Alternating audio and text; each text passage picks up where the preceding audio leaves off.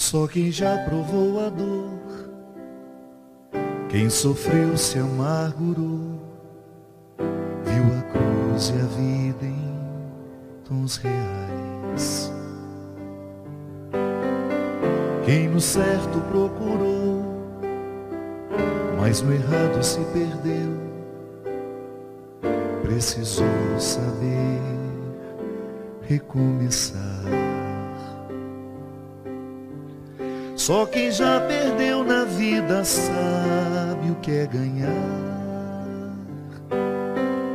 porque aprendeu na derrota algum motivo pra lutar.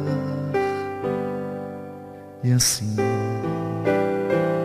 viu no outono a primavera, descobriu que é no conflito que a vida faz crescer,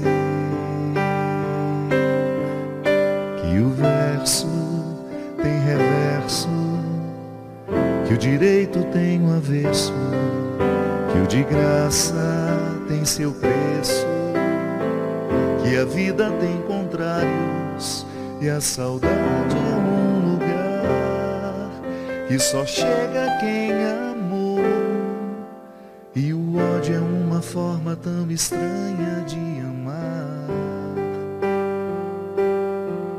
que o perto tem distâncias e o esquerdo tem direito, e a resposta tem pergunta, e o problema a solução, e que o amor começa aqui, no contrário que há em mim. E a sombra só existe quando brilha alguma luz. Só quem soube duvidar pôde enfim acreditar. Viu sem ver e amor sem aprisionar. Quem no pouco se encontrou aprendeu a multiplicar, descobriu o dom de eternizar. Só quem perdoou na vida sabe o que é amar, porque aprendeu que o amor só é amor se já provou alguma dor. E assim viu grandeza na miséria, descobriu que é no limite que a vida faz crescer, que o verso tem reverso, que o direito tem um avesso, que o de graça tem seu preço, que a vida tem contrários e a saudade é um lugar que só chega quem amou, e o ódio é uma forma tão estranha de amar, que o perto tem distâncias e o esquerdo tem direito, que a resposta tem pergunta e o problema a solução, e que o amor começa aqui, no contrário que há em mim, e a sombra só existe quando brilha alguma luz. Só quem já provou a dor, quem sofreu se amargurou, viu a cruz e a vida em tons reais. Muito boa noite, é com muita alegria que nós começamos mais um programa Direção Espiritual. A vida, esse constante aprendizado, todos os dias nós estamos passando pela experiência de viver, e se tivermos sensibilidade e sabedoria, olhar para aquilo que vivemos e já aprender. Não precisamos esperar o tempo. É claro que há muitas coisas que nós só vamos compreender a partir do movimento do tempo. Mas é bom a gente extrair o ensinamento nosso de cada dia. É muito bom a gente ter a sensibilidade de fazer com que o meu olhar, o seu olhar, sobre aquilo que vivemos hoje, já nos dê a oportunidade de fazer as alterações para amanhã. Porque nós justamente vamos adoecendo à medida em que nós protelamos as mudanças que nos são benéficas. E hoje o nosso programa vai falar disso. Trouxemos uma pessoa que está se tornando especialista no assunto, porque é uma estudiosa, é uma curiosa por natureza, por isso que se tornou jornalista. Eu a conheci no auge da minha crise. Eu estava passando pela fase, por aquilo que já foi tantas vezes partilhado aqui no nosso programa, a minha crise de síndrome do pânico, que me deixou extremamente desajustado. Ela me procurou como jornalista. Na época estava escrevendo um livro sobre as ansiedades e o tempo que são tão próprios do nosso dia. Como é que nós lidamos com o tempo? Qual é a experiência que nós fazemos com o tempo? E hoje, já com o trabalho quase publicado, nós vamos ter a oportunidade. Isabela Camargo, seja bem-vinda. Muito obrigado pela sua presença. Um privilégio estar aqui. Privilégio estar aqui, conhecendo sua equipe. Boa noite para todos. Hoje nós estamos em São Paulo. Não é?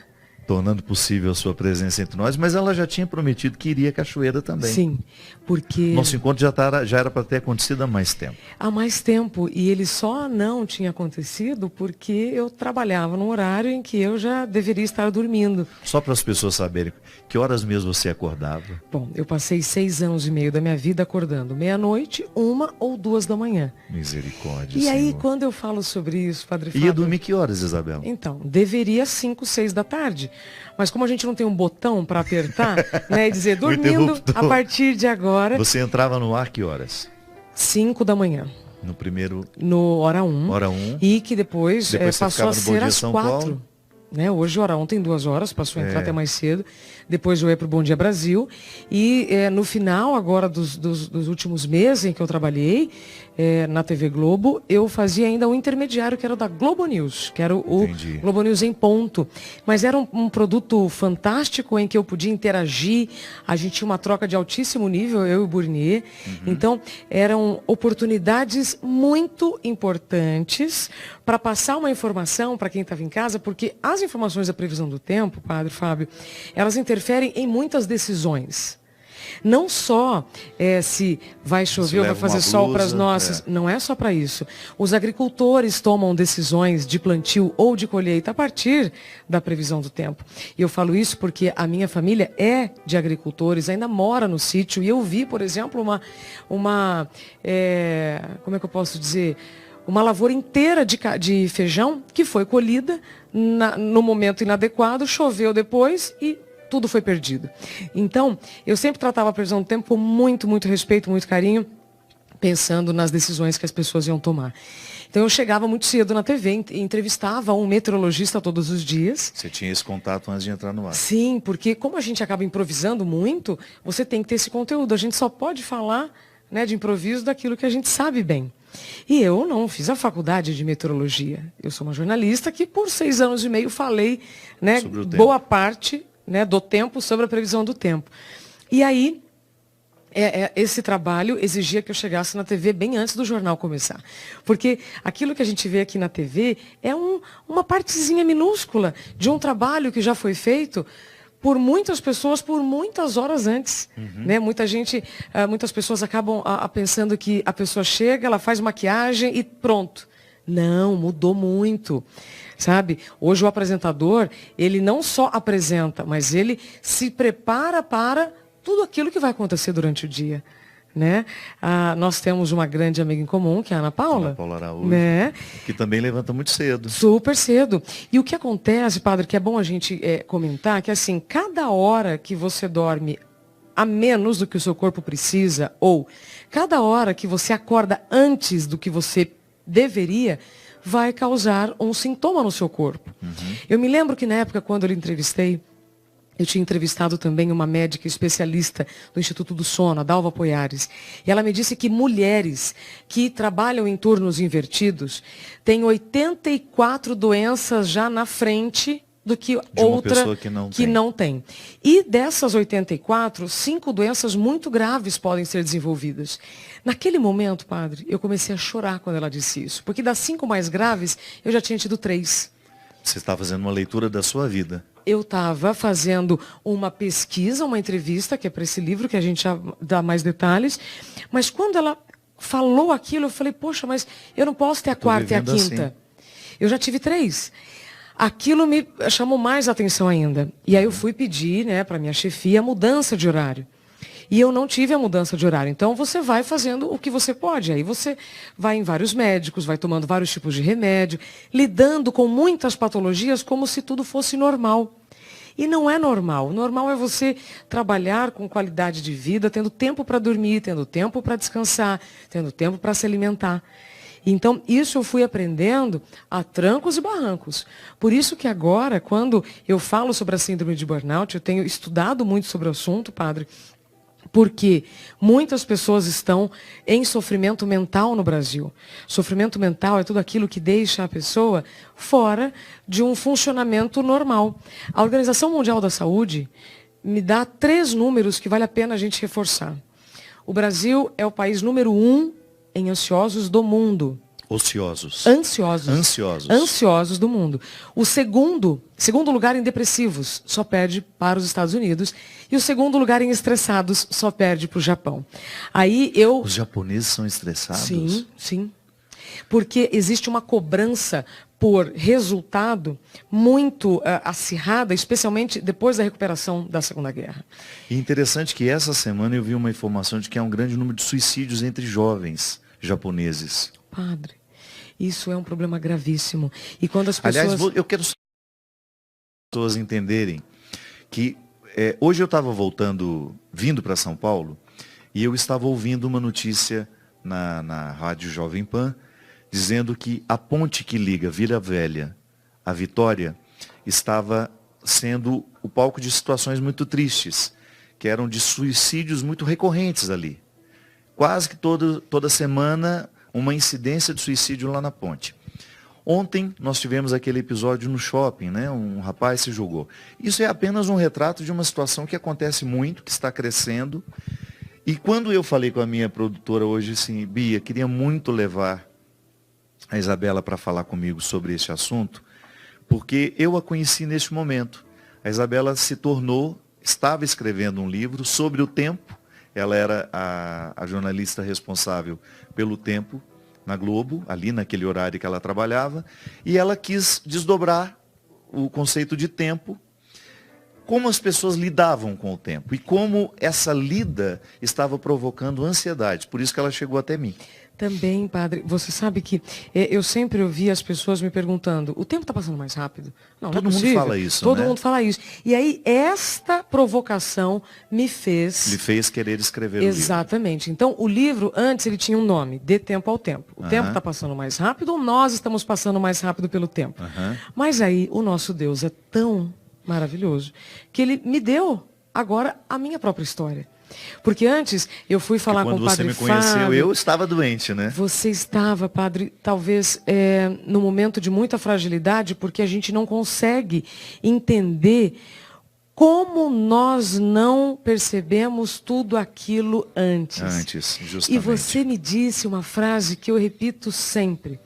Padre Fábio me disse assim, Isabela, vai chegar uma hora que a fatura chega e às vezes essa fatura é impagável. E aí, quando você fala do Japão, só para fechar a história lá dos estressados, nós estamos falando sobre burnout, falamos sobre ansiedade, falamos sobre depressão. O burnout, gente, é uma síndrome ocupacional. Síndrome é um conjunto de sinais e sintomas. O que seria pior que o burnout? Karoshi. Karoshi é a morte súbita por excesso de trabalho, que acontece no Japão desde a década de 80. O governo, inclusive, padre, paga indenizações para as famílias com vítimas de Karoshi. Então, enquanto no Brasil, enquanto a gente ouve a Organização Mundial da Saúde nessa segunda-feira, ratificando a síndrome de burnout como realmente um problema ocupacional, Você já tem a morte súbita por excesso de trabalho no Japão desde a década de 80. Isso é, a pessoa está trabalhando, de repente cai morta. Cai morta. Morte súbita por excesso de trabalho. Então, veja, tem algumas histórias que eu acabo me aproximando de pessoas, por exemplo, no Japão, que trabalhavam 100 horas por semana. 100 horas por semana é mais do que o dobro que nós estamos acostumados ou que é o mais adequado. Bom, o que isso significa, padre? Se lá no passado a minha curiosidade foi entender se o tempo estava passando mais rápido ou se nós estávamos passando mais rápido pelo tempo, eu me lembro que a psiquiatra Ana Beatriz Barbosa, lá do Rio de Janeiro, linda, grande amiga, ela falava assim: Isabela, depressão é excesso de passado, estresse é excesso de presente e ansiedade é excesso de futuro. Isso é maravilhoso. Vamos repetir para o nosso telespectador, que você sabe que tem muita gente que assiste o programa com o caderninho na mão. Então vamos lá. Gosta de anotar. E depois eu compartilho contigo. Ótimo. Tá? Depressão. Depressão é excesso de passado. A pessoa não está sabendo lidar com o passado, ele prevalece demais e ela se ocupa muito com ele.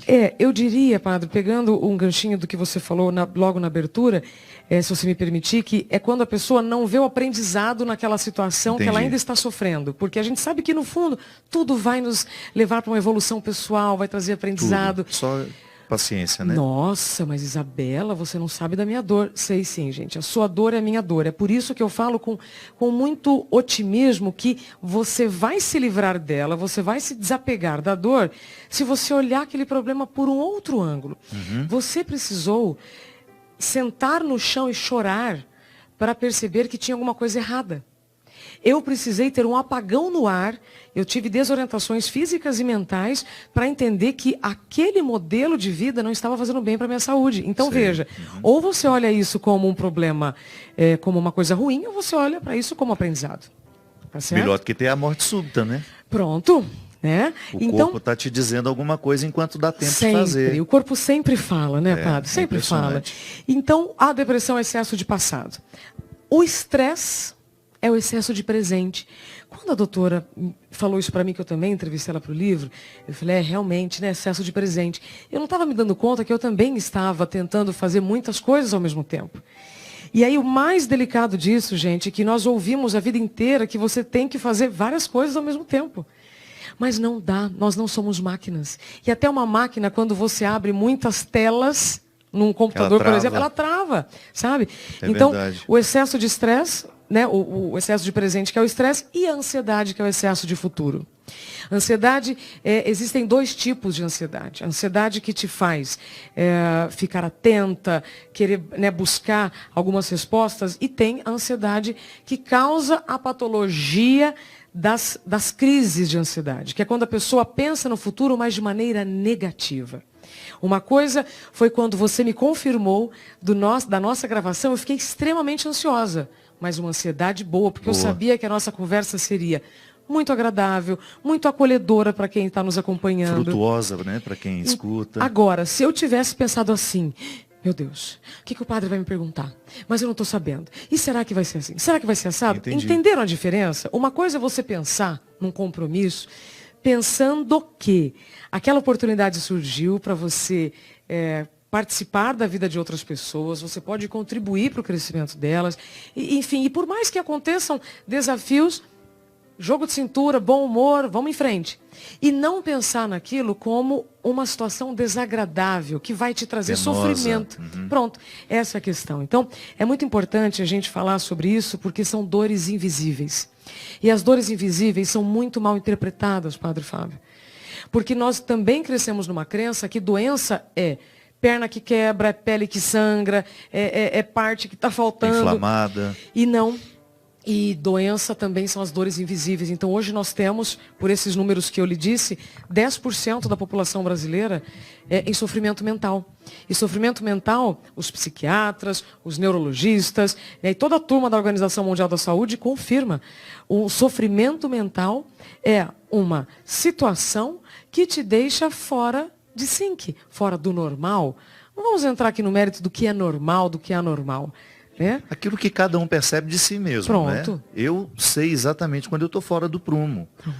Você que nos assiste sabe exatamente quando é que alguma coisa não está harmoniosa. é aquele desconforto que às vezes a gente vai desconsiderando, né, Isabela? Sim. Vai protelando o que fazer com esse desconforto. Até mesmo em colocá-lo em questão. Porque existe muito preconceito, não só do ambiente de trabalho, às vezes a nossa família, não é por mal, tá, gente? O que a nossa mãe, o que o nosso pai, o que os nossos irmãos dizem é para o nosso bem, porque quando você sente alguma dificuldade e alguém da sua família fala, não, você tem que continuar, você não pode abandonar, eles não estão falando isso por mal, porque eles também cresceram com essa crença que nós temos que dar conta de tudo, que você não pode mostrar vulnerabilidade, que você não tem limites, mas nós temos limites, nós não somos máquinas. Eu adorava errar na televisão, para as pessoas entenderem que aquilo, que eu sou humana. É como o seu livro, né? O ser humano. Ah, a Isabela está com olheira. Sim, eu sou humana, ninguém é perfeito. Então, muitas pessoas ficam em sofrimento buscando uma perfeição que não existe. E aí é um sofrimento que aí já gera outras patologias, tá? Os neurologistas confirmam que por mais que você sinta as doenças do pescoço para baixo, elas começam aqui, do pescoço para cima. Né? Justamente. Essa semana nós tivemos uma frase fantástica do cientista Miguel Nicoleles, brasileiro, que ele diz o seguinte, nas últimas 4 décadas nós vivemos a indústria do coração. E agora nós estamos entrando na indústria do cérebro. O que isso significa? Nos últimos séculos, a força motora era muito exigida. E agora, qual é a força mais exigida, padre? Cerebral. Intelectual. O tempo inteiro a gente está consumindo informação com o telefone, com outras mídias, né? E tudo isso consome os nossos neurônios. E vai dando a exaustão. E essa exaustão, essa condição penosa por muito tempo, no caso do burnout, vai te dar esse esgotamento. E aí eu estou aqui, para você que está, de repente, pensando que alguém pode estar com burnout ou não, ou você está vivendo essa situação, eu estou aqui para te mostrar que não é o fim, tá? O burnout é apenas um freio que vai te colocar na rota que você estava querendo. Alguém consegue fazer uma viagem, padre? Quando você estava indo para São Paulo, você só acelerou? Não. Não tem que dar umas freadas? Com certeza. Então, é processual, né? Então não é fraqueza. O burnout não é fraqueza, não é frescura, é uma defesa do seu corpo para você não ter algo pior. O que seria pior que o burnout, tirando o caroche? Um AVC, uma parada cardíaca. Então é um aviso que o seu corpo está te dando para você parar, né? Como a gente falava, fazer uma pausa, reavaliar. Eu gosto muito de uma questão, padre, que é a atualização de identidade. Porque se nós dormimos diferente da forma como acordamos, imagina depois de um ano. Às vezes a gente está vivendo uma profissão que você sonhou lá atrás. Muitos médicos, 80% dos médicos têm burnout. Muitos médicos eu ouço que seguiram essa carreira porque os pais pediram. Então eles vivem num sofrimento muito prolongado. Isso eu chamo de atualização de identidade. Quando você perceber que aquilo que você está fazendo não faz sentido com a sua vida, não faz sentido para a sua qualidade de vida, vamos dizer assim. Se você não atualizar a sua identidade e falar, pera lá, gente, pera lá, nós vamos botar ordem nessa casa, aqui, né? Porque a vida é uma só e a vida, o normal é você trabalhar, mas com tempo para descansar, para se alimentar, para fazer uma atividade física. E aí, padre, eu me lembro de uma coisa muito delicada que você me disse naquele episódio da nossa entrevista, que quando você dá mais do que você tem, vai chegar uma hora que isso fica insustentável. Né? E esse dar pode ser, não fiquem só imaginando que, poxa vida, são pessoas que vivem, né, ao lado de muitas, porque algumas pessoas se doam tanto, professores, né, familiares que querem ajudar todos os outros. Isso é um acúmulo de responsabilidade, um acúmulo de função, e aí vai chegar um momento que a pessoa ela vai ficar tão triste, porque ela está se dando mais do que ela tem para dar. Faz sentido? Faz sentido, porque é como se a gente esgotasse os recursos que não pertencem aos outros. Né? Eu sempre digo isso. Uma das coisas que tem me facilitado muito na minha lida com o meu quadro é justamente descobrir que eu preciso, em alguns momentos, ser só meu. Perfeito. Eu não me dou ao outro. E não significa egoísmo, porque em outros tempos eu me culparia. Sim. Antes da doença, eu poderia ter uma visão um pouco distorcida disso. Eu teria até medo de poder dizer isso em público. eu até gostaria de me dar o direito de ser só meu, mas ainda que eu o fizesse, eu não teria coragem de contar. E hoje não. Hoje eu sistematizo, eu organizo a oportunidade de ser só meu, porque eu tenho consciência de que eu só terei condições de me doar com qualidade se eu viver essa experiência de resguardo. Isso, perfeito. Né? E até falava sobre isso ontem numa palestra que eu dei aqui em São Paulo, que nós estamos num estilo de vida, Isabela, que dificulta cada vez mais essa intimidade, esse direito de ser só. E eu não estou falando de apartar-se dos outros, não. É de um cultivo. Isso que você falou é muito interessante, a atualização da identidade. Quando eu olho para mim e eu percebo, com muita honestidade, e sou capaz de responder isso, se o lugar que hoje eu ocupo na vida, no mundo, é de fato o que eu quero. Eu tenho muito medo que, às vezes, por falta dessa pergunta, por falta de problematizar, inclusive é o tema do meu livro, desse meu livro novo, é um momento em que a pessoa tem coragem de problematizar, de fazer perguntas para ela, que até então ela não se fazia. Quanto eu custo? Quanto que eu preciso trabalhar para dar conta da minha vida? Será que às vezes a gente não excede muito tanto que a gente trabalha? Porque a gente custa bem menos, o resto é supérfluo. Isso. A gente gasta dinheiro de forma muito errada. Isso. Às vezes a gente constrói uma casa de 2.000 metros quadrados para usar 34 metros, que é a cozinha. Perfeito. Aí entra aquela frase, né? A felicidade está no simples. E eu me lembro quando eu tinha um sonho, padre, olha só. Logo que eu vim para São Paulo, eu tinha 16 anos, né? Então eu andava. Você é natural de onde? Do Paraná, norte do Paraná. Ah, você é do norte. Isso, do norte do Paraná, Pé Vermelho, de Cambira. Né? É uma cidade muito pequena que fica entre Londrina e Maringá. E, na verdade, eu sou meia paranaense e meia mineira, que meu pai era de Minas, minha mãe era do Paraná. Eu me lembro quando eu cheguei em São Paulo, olha só que curiosa essa história. Eu trabalhava no Fantasia, que era um programa infanto-juvenil, né, no final do século passado, lá no SBT. E aí, quando eu via algumas meninas no ônibus, usando uma bolsa cara, né, daquelas bem poderosas, né, eu olhava para aquilo e falava, nossa, que legal, né? Mas eu pensava, eu só vou comprar uma bolsa como essa quando eu tiver estabilizada financeiramente, quando eu, né, puder ter condições profissionais de ter aquilo. Bom, moral da história. Muitos anos se passaram, eu estudei muito, trabalhei bastante. Quando eu consegui, sabe, guardar uma reserva, eu falei assim, pré-sal. Vou me dar um presente. Vou comprar aquela bolsa que eu tinha visto lá atrás, né? E, nossa, vai ser um sucesso, padre. Comprei a bolsa. 2 dias depois eu olhava assim para ela e falava, nossa, que bobagem. Mas eu precisei passar por aquilo. Foi como você cantou na música, né? Você tem que viver a perda para valorizar os ganhos. Então, isso mesmo. Depois de tudo aquilo, eu falei, poxa vida, que bobagem. Então, hoje, eu assino embaixo o que você está dizendo sobre essa atualização de identidade, ela é necessária, essa pausa é necessária, e aí entra os novos tempos modernos. Então, aquilo que eu pesquisei durante 2 anos, que eu devo lançar ainda esse ano, vai agora ter um outro nome, vai ter a minha história, porque a síndrome de burnout é a consequência dos novos tempos. Desses novos tempos que nos consomem, mas nós não somos obrigados a nada, né? Claro. Somos nós que estamos fazendo tudo isso. E como é que eu posso dizer?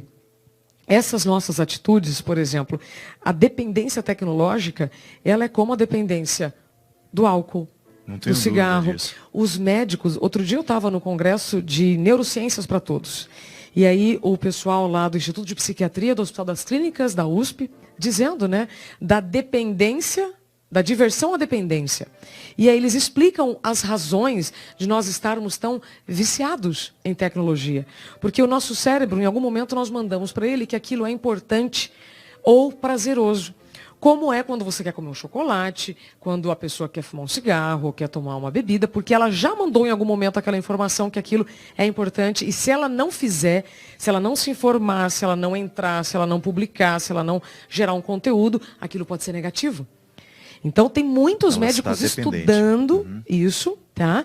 E essa dependência, Padre Fábio, é uma das distrações que não nos deixam fazer essas perguntas tão especiais. A gente vai Ficando cada vez mais embrutecidos. Sim, né? uma agenda muito cheia não permite que você faça reflexões, não permite que você faça pausas necessárias.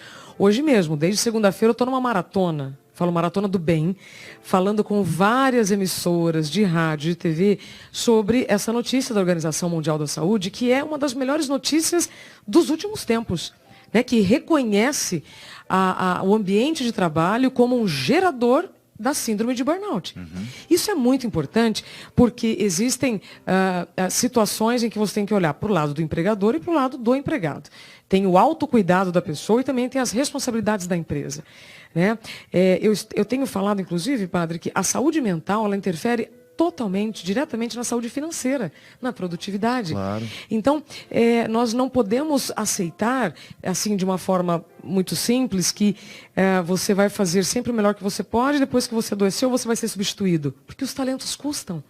Então, as empresas elas também perdem dinheiro quando um colaborador adoece, aí vai ser afastado, aí vai ser substituído, aí vai ter o tempo de treinar novamente. Ou seja, nós precisamos olhar com mais carinho para essas pessoas.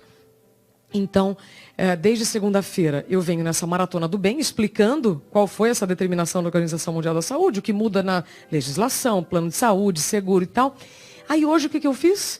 Entre um deslocamento e outro, coloquei um fonezinho, fiz uma meditação de 20 minutos. Entre uma situação e outra, ao invés de ficar consumindo, produzindo, olhando. Querendo saber. Porque uma coisa é o que eu preciso saber no meu dia, e a outra coisa é o que eu quero saber. Né? E às vezes você está consumindo aí conteúdo, usando a sua energia cerebral e depois ela vai faltar para coisas mais importantes, não é? Nós vamos fazer um rápido intervalo e a gente volta já já com o programa Direção Espiritual. Estamos de volta com o programa Direção Espiritual. Muito obrigado a você que nos acompanha, que nos divulga. Hoje recebendo a nossa querida Isabela Camargo, que está nos ajudando a refletir sobre... Nós falamos agora há pouco... Os novos tempos. As novas formas de viver e os malefícios, claro, tem tantas vantagens, né, nessa facilidade com que nos comunicamos. Sim. Mas você falou de uma coisa aí que eu me reconheci muito.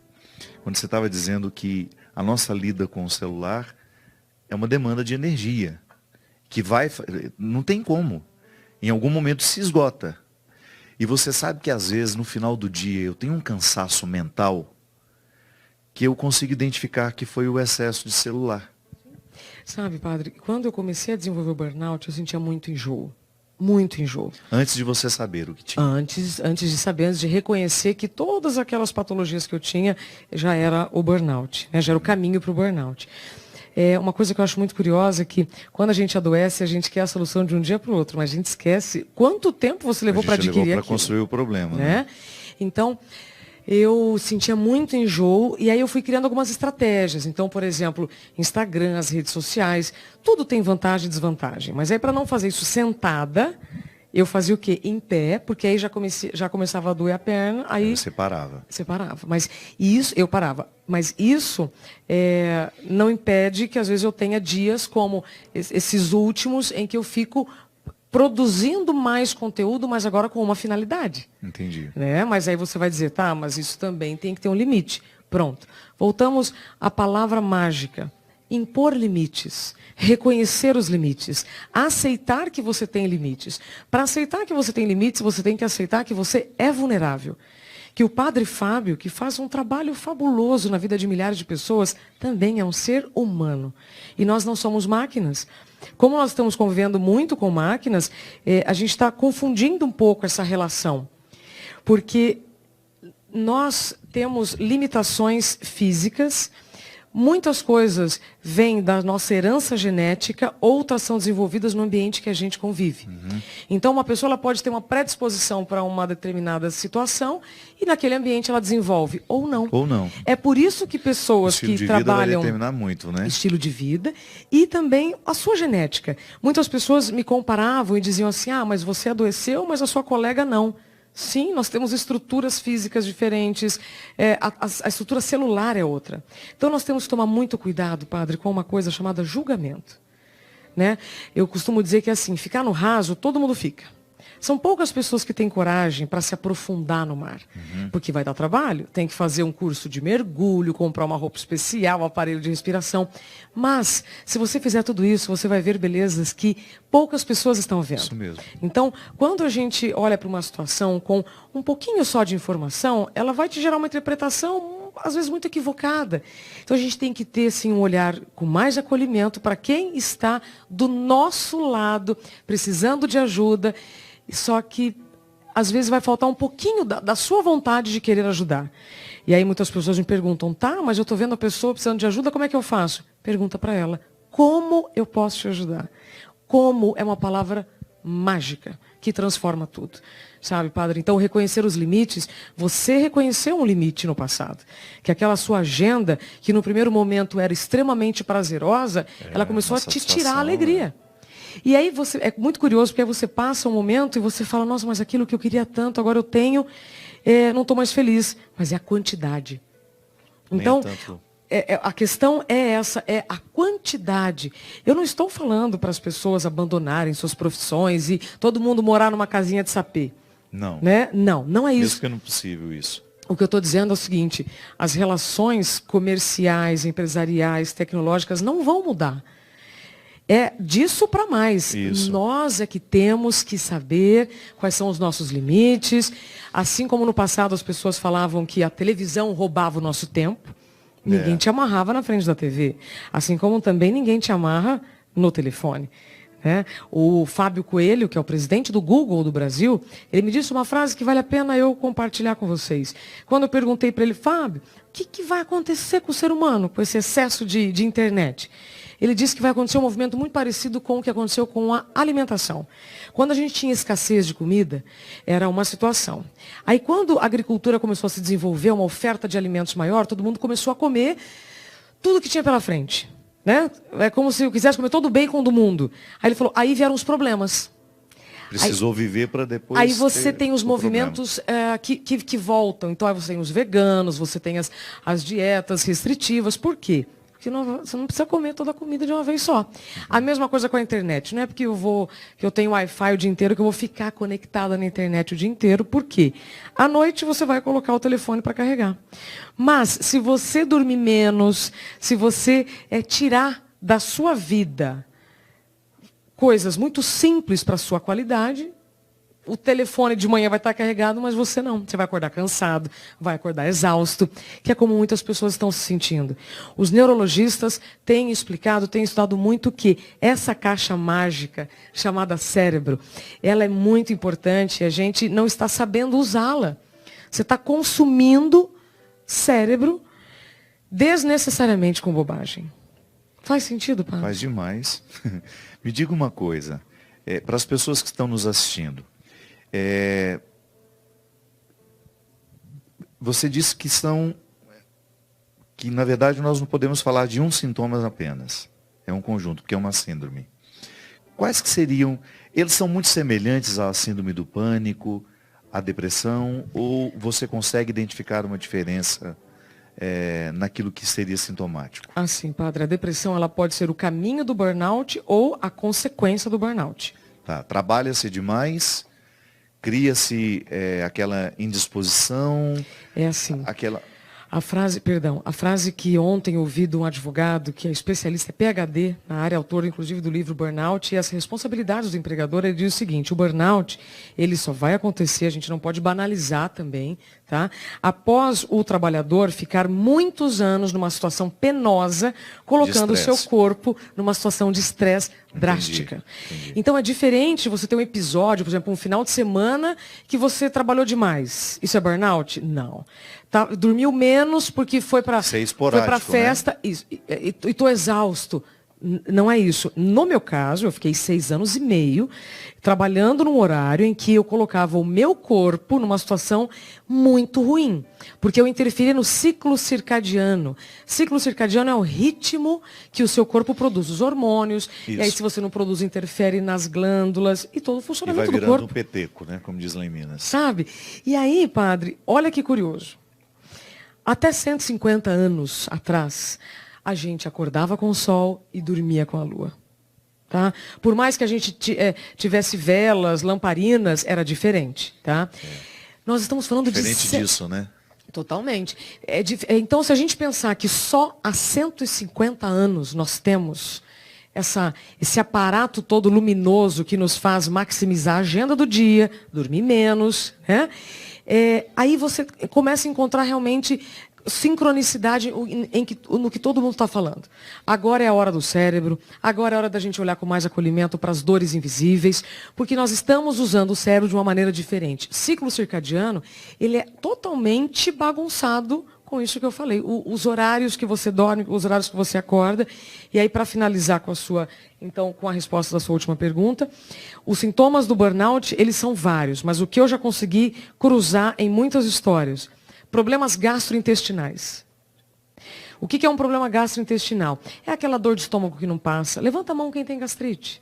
Né? E que acha que é normal. Não, uma gastrite hoje é normal. Não é normal. E aí, se a gente lembrar que os médicos falam que o intestino é o segundo cérebro, não é? Uhum. Pois é, aí vem Deus e te alerta pelo intestino. Aí você que acha que aquilo é normal, continua trabalhando, continua naquele ritmo, naquele ambiente estressante. Não parou pelo intestino? Aí vem o Papai do Céu e fala, pera lá então que eu vou te parar. Eu vou dar essa freada para você rever o que você está fazendo. Comigo foi assim.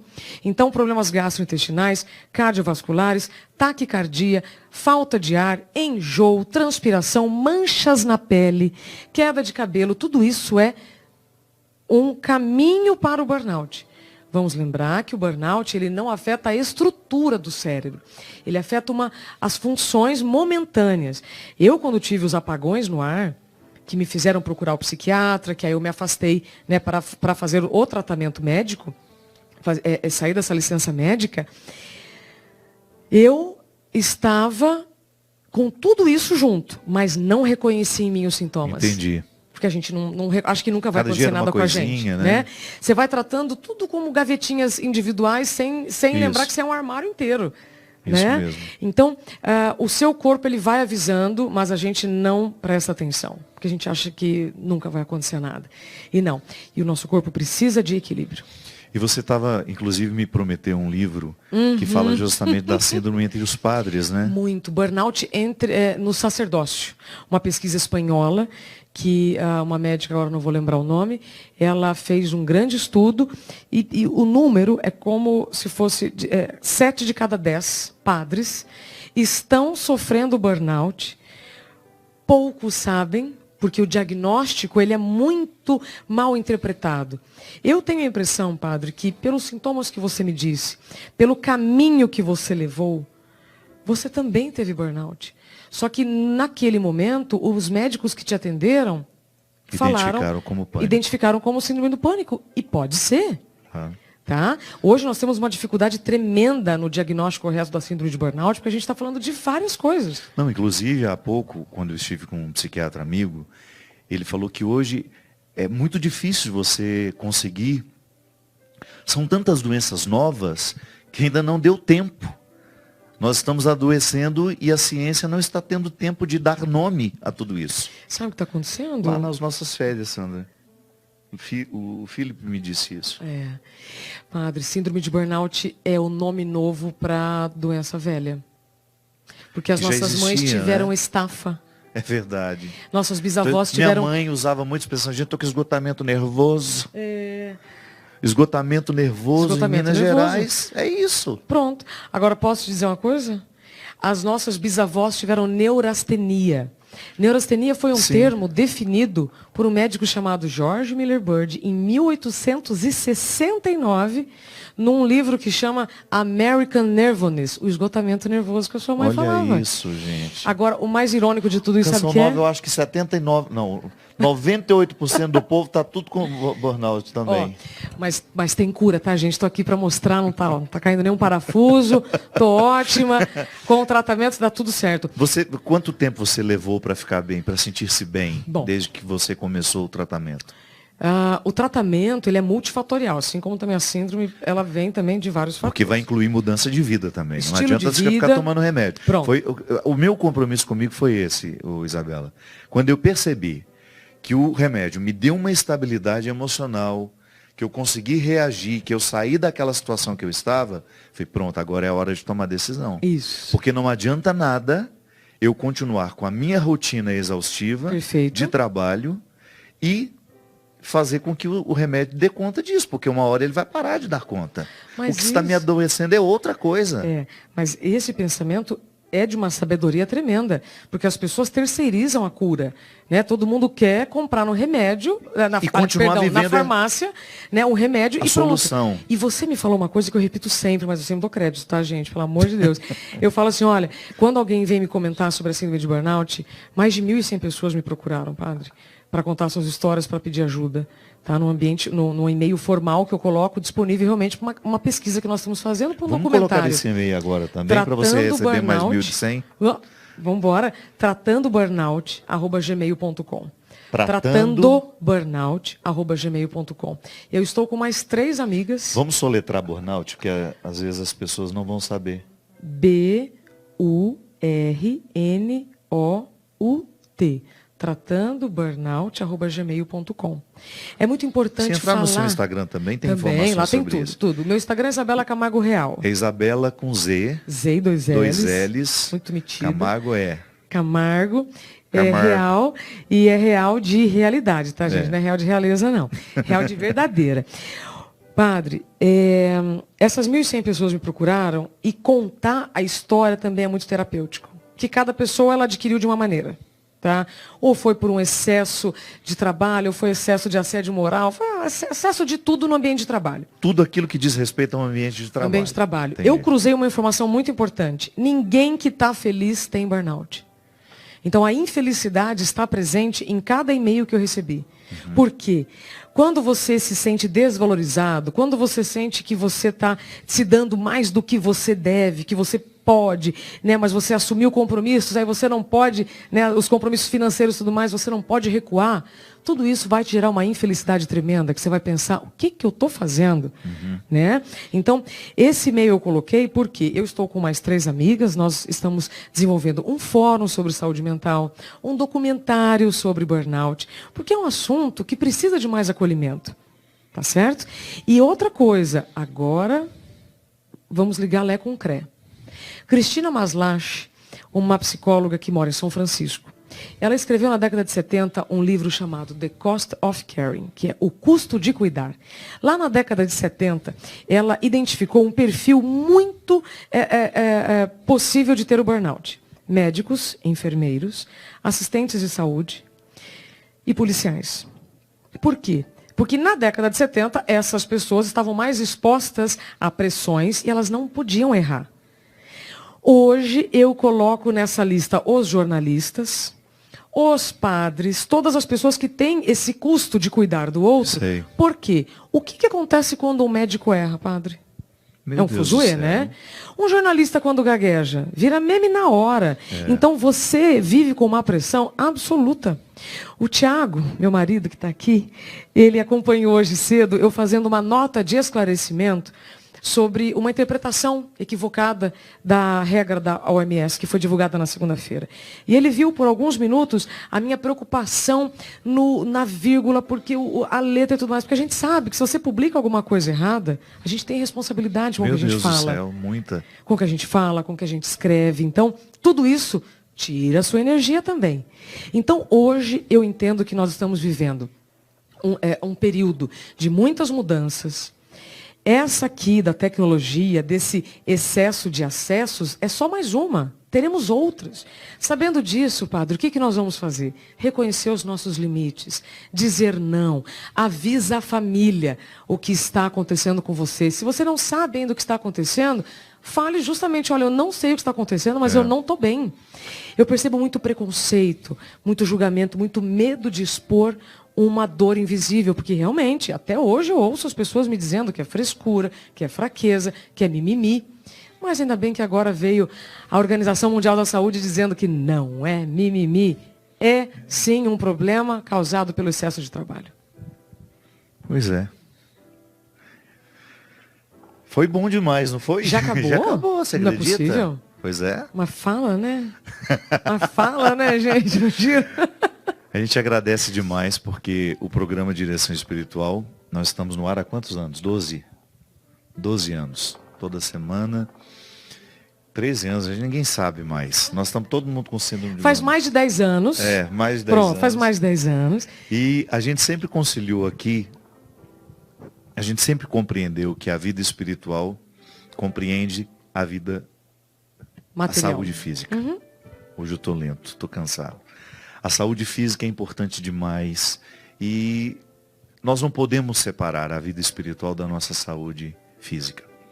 Ainda hoje eu fazia uma reflexão no encontro dos padres lá em Taubaté e eu falava justamente disso, com muita simplicidade, da necessidade que nós temos de primeiro acreditar no que nós compreendemos, na nossa fé. Nós precisamos ser homens de fé. E depois a oportunidade também de sermos desconstruídos. É importante demais a gente saber se desconstruir. É aquilo que a Isabela falava, a atualização da nossa identidade.